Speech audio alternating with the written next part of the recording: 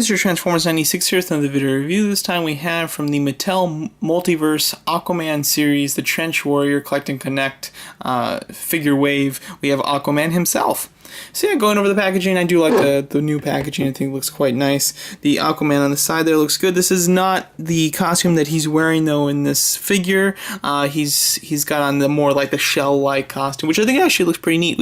I don't think we see this in the trailers very much, but I think that it does look very cool.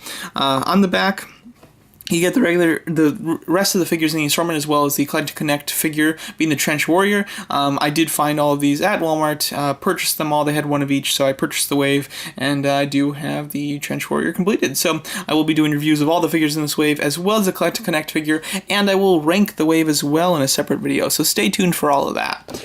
Now going over Aquaman. You know, this was not a figure that I was like over the moon about getting in this wave, I must say, but I do think that it is quite nice. I was super excited for Black Manta, and I was excited for Ocean Master as well, and then Mira and Aquaman were kind of in the same boat for me. However, when I saw Mira in person, the color of her costume was so extravagant, it really caught my eye. This one, though, didn't, amplify what I was already expecting. So, personally, I wasn't super stoked about getting him. I kind of bought him for the Build-A-Figure piece. However, getting him, he is quite nice. Going over the actual figure though, let's actually get into it. The head sculpt I think is decent. Mattel is never fantastic with head sculpts. Black Manta, though, obviously doesn't have to worry about that. He's got a helmet on, but, some of the figures that are humans in this wave or show their human faces do suffer a bit. From some angles, this actually looks like a pretty nice sculpt. It really does. From some angles, he looks a little weird. I wish there was more volume in his hair at the bottom. It really tapers out, and you get just these little, puny little strips. I wish that they were a bit more luscious in nature, because on the back, he has a decent amount of hair, but it looks just so wet, because it's so stringy. This does give him a wet appearance, but it's just kind of odd because it's not necessarily that the figure's supposed to be wet. I don't know. But comparing him to the Justice League one, the Justice League one looks more visually interesting because there's a lot of extra hair. When you actually look at it close up, though, I think the sculpt is better on this Aquaman one. But because there's so much hair, there's a lot of padding for the sculpt, so you don't notice some of its imperfections, and therefore it actually looks in some when you just look at these two, the Justice League one actually looks a little bit better, but when you do take a closer look, you can see that there's better detail and a better sculpt in the Aquaman one himself. Costume wise, obviously very different. One's very classic, one's very kind of a movie and somewhat Snyder like. Personally, I think that they both look cool. I think that actually in a real world setting, I like the Justice League one more. However, I didn't really enjoy the Justice League movie very much, and I'm very much looking forward to this Aquaman one. I think it looks good, so I have better feelings towards this new design. So basically, just because of which movie it's in, I actually like this design more.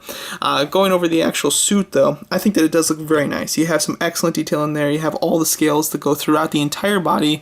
The wrist gauntlets and everything look really cool. I love the way that they kind of swoosh, and then the Aquaman belt just looks more intense, and I like it. I like the gold shimmer that it has, too. It's quite nice, and it does kind of shine in the light.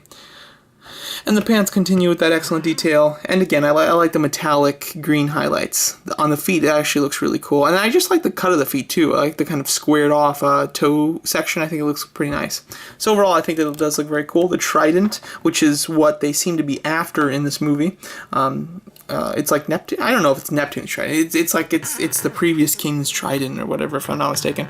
But I do think it actually looks cool. When you take a close look at it, there's actually quite a few layers of color in it. You have this yellowish gold-like look. Then you also have a bit of an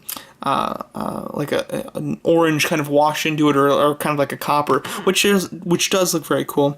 And you do have some Atlantean writing in there. There you go. Which is actually quite neat. I do like it. I think he's supposed to hold it from here, but if you have him hold it from there, it just is going to stretch out his hands too much. I wish the trident was a little thinner, to be honest. Therefore, you'd have more options on where he can hold it.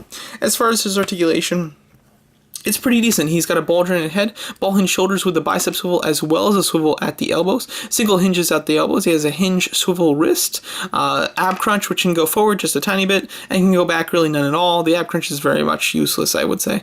He's got a swivel at the waist. He's got ball-jointed hips, which is nice. It's better, much better than their standard hinge swivel that they used to do. And then he can kick forward. Very nice. He's got good range on the thighs there. Swivel at the thighs, double hinge knees, which work quite nicely. And then he has hinge pivoting ankles. Finally, Mattel has adopted the pivot, which I am very excited about. So overall, I do think that this does look like that this is quite a nice figure when you compare him to some of the other figures in the wave. Here he is with Mira, who of course he'll be spending time with. And then I think that, I believe that this suit is going to be introduced at the end of the movie, and when it's introduced, also Ocean Master King Orm will get his suit as well. So I think that the big fight at the end is going to be these two in these suits. So I think that this is probably the more appropriate figure to have him pose with, and you can probably do some cool fight sequence poses with him. Because now we've kind of seen all of Aquaman's costumes, but we have yet to see this one, other than in that concept art poster.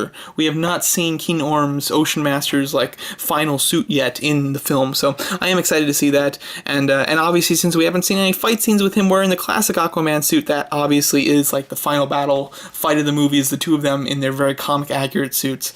So I am excited. So there you go. Overall, I do like this figure. I do recommend it. If you have some of the other Aquaman figures, it's not one that you need to like rush out and get. However, I think that this is finally the representation of Aquaman that we've kind of been waiting for, or at least we're hoping for. Considering this movie does look quite good, and it is made by a director who is beloved at the moment. So I am quite excited to see the film and to see this version of Aquaman in it. And of course, it's a classic Aquaman suit style, so that is going to be a big draw as well. So there you go. That's my review of the Mattel Multiverse Aquaman movie from the Trench Warrior Collect and Connect wave Aquaman figure himself. Let me know what you guys think of him, and thanks so much for watching.